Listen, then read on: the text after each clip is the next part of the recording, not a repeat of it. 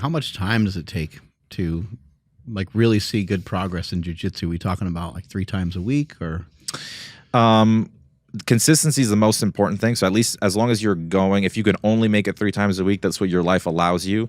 You're going to see results as long as you stay consistent 3 times a week. It's not like you're on for like, 6 weeks and then you're off for 3 weeks. Then obviously you're going to backtrack. But so consistency is the most important thing. More time on the mat is better overall. But it also depends on the individual because, somebody who, I teach beginners all the time.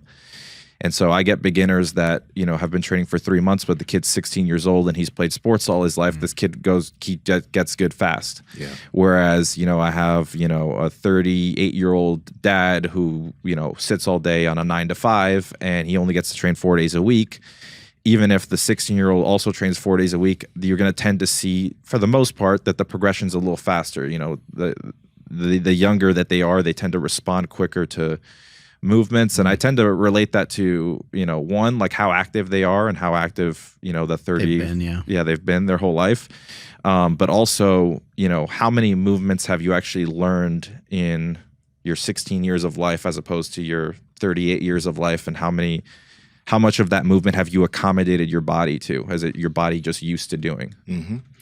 With your personal progress, and everyone should probably check out the documentary "Becoming Dangerous" that Flo made. It was fucking awesome. Mm-hmm. But Gordon, in a segment, he said that the 1 year that you guys trained together when you came and started training with Danaher, that he thinks you progressed more in that 1 year than your whole span of training. Do you know what he meant by that? And do you feel that like just because of that training setting, it just vastly improved your jiu-jitsu because you already had really good jiu-jitsu at that point?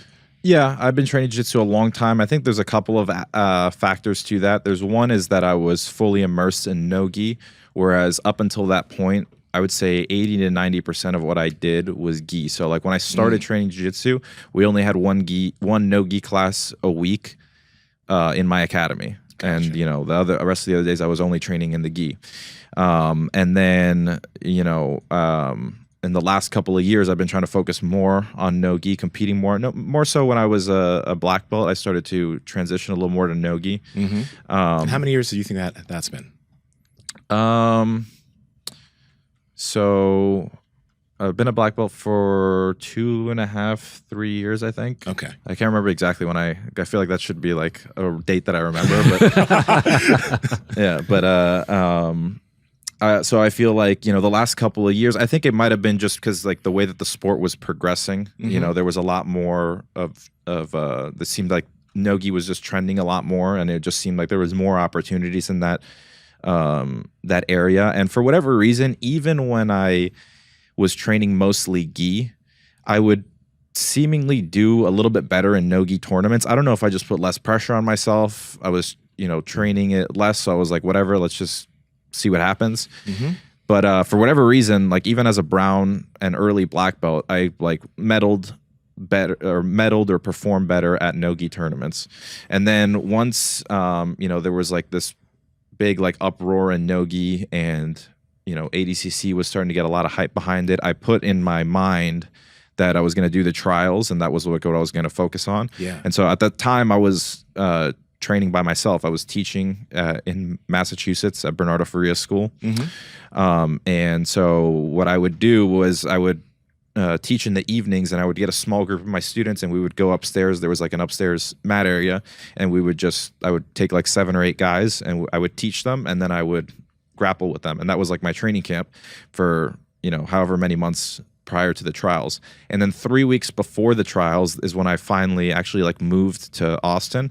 So I was able to kind of like put the finishing touches on, tactics and stuff like that. Mm-hmm. And then, I was able to like win the trials. But in terms of like that year, I think that because I had fully immersed myself into no-gi, I was learning a lot of new skills and a lot of holes in my game that I had because I hadn't come from that no-gi background. Even though I trained no-gi here and there, it wasn't like, once you're fully immersed in it, you do realize that they are different sports. It's like wrestling and judo, So there is tons of similarities to them. It's still jiu-jitsu at the end of the day. It's another facet of jiu-jitsu, but like a lot of like the things that you can do in the gi in terms of takedowns, in terms of, you know, submissions, like the whole leg lock game changes everything, the whole wrestling aspect.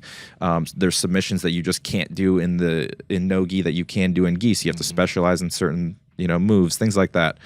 Friction versus less friction, sweat. There's so many different things that change the way that you approach the game that I was really able to hone in on, like, that specific facet of my jiu-jitsu, which made me go from a good no-gi submission grappler to like a great no-gi submission grappler, where I was able to really just like fill in all those gaps and just round out my game. And I'm still, you know, there's still a bunch of different skills that I personally want to improve upon. Yeah. And that I still feel that I'm not as good at, you know, that I can be. And so, yeah, that's kind of what I think, you know, played a factor. And also, you know, I was a student full-time. I was just a full-time student. Like, I was showing up to class every day. I wasn't teaching. I was just taking classes from, you know, the best coach that you could ask for. So, you know, it's all those pieces of the puzzle make it relevant. Hey guys, if you like this clip, go ahead and comment down below and let us know what you liked about it. All right. Share this with a friend. Make sure to subscribe to the channel. And also, we are on Reddit and Discord. All that's down below. All our sponsors and everyone that supports us down below there too, so you can get whatever you like from us. All right? Peace.